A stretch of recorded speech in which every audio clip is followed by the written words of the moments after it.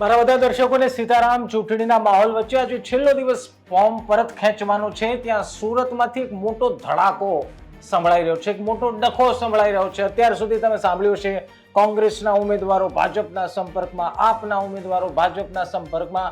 હવે એક સમાચાર એવા આવ્યા છે કે ભાજપના ઉમેદવાર આમ આદમી પાર્ટીના સંપર્કમાં છે.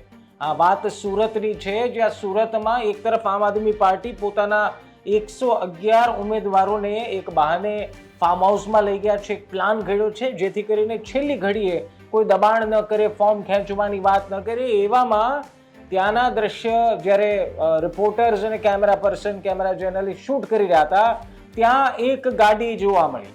હવે ગાડી કોની છે? સૂત્રો એવું કહી રહ્યા છે કે એ ગાડી ભારતીય જનતા પાર્ટીના વોર્ડ નંબર 18ના ઉમેદવાર એમની આ ગાડી છે.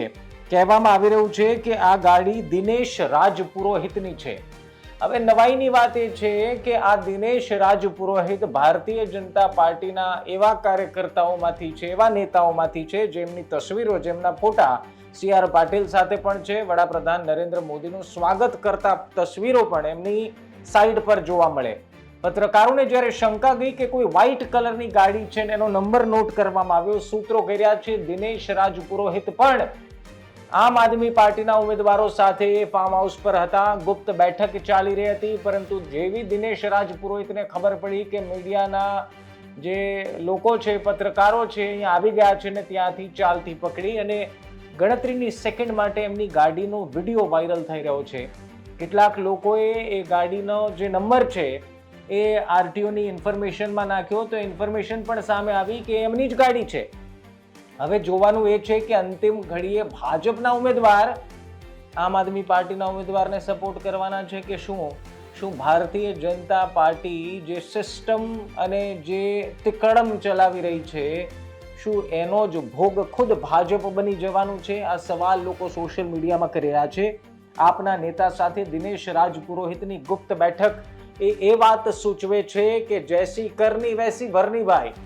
જે રીતના અત્યારના છેલ્લા દિવસે ડખા ચાલી રહ્યા છે કોંગ્રેસમાં, તો ખબર નહીં, ગદ્દારોનું એક લશ્કર ઊભું થઈ ગયું છે. અને એવામાં સુરત આમ આદમી પાર્ટી માટે અને બધા જ લોકો માટે ઇમ્પોર્ટન્ટ છે. એના બે કારણો છે. એક કે ત્યાંથી ખુદ નાયબ મુખ્યમંત્રી હર્ષ સંઘવીનું સેન્ટર છે.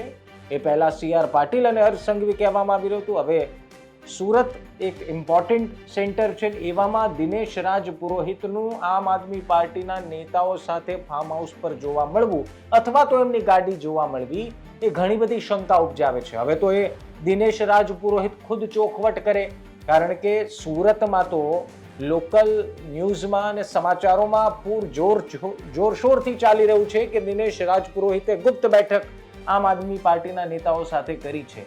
હવે જોવાનું એ છે કે જે આરોપ ભારતીય જનતા પાર્ટી પર છેલ્લા ઘણા દિવસોથી લાગી રહ્યા છે કે દબાણ કરી રહ્યા છે, તોડ કરી રહ્યા છે, ફલાણું કરી રહ્યા છે, હવે શું ભાજપ એવા આરોપ લગાવવાની સ્થિતિમાં આવી ગયું છે?